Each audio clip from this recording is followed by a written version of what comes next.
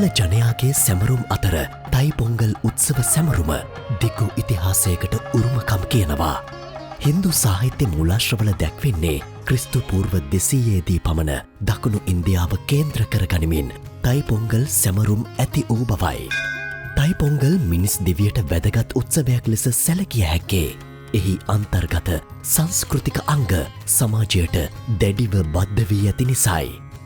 දින කිහිපයක් පුරා පැවැත්වෙන තයි පොංගල් සැමරුම් චාරිත්‍ර ඉටු කිරීමේදී ඔවුන් කෝවිල් වෙත ගොස් ආශිර්වාද පැතීම නිතැතින්ම සිදුවන්නක්.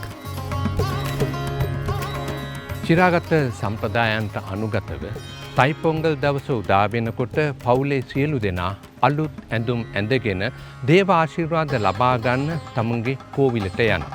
මේ යාපනයේ තෙල්ලිප්පලේ ශ්‍රී දුර්ගාදේවී කෝවිල.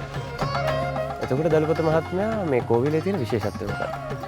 තෙල්ලිප්පලේ ශ්‍රී දුර්ගාදේවී කෝවිල අවුරුදු 650කට වැඩි දිගු ඉතිහාසයකට උරුමකම් කියනවා.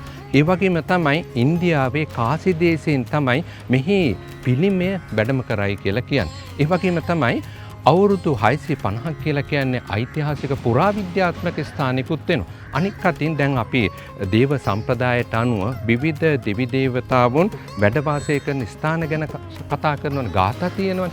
අන්න එතනදී මේ ස්ථානය ගැන ඉතා දිගු වර්ණනාවක් තියෙනවා. හින් අපිට තේරුම් ගන්න පුළුවන් කොච්චර වටිනවද කියන්නේ.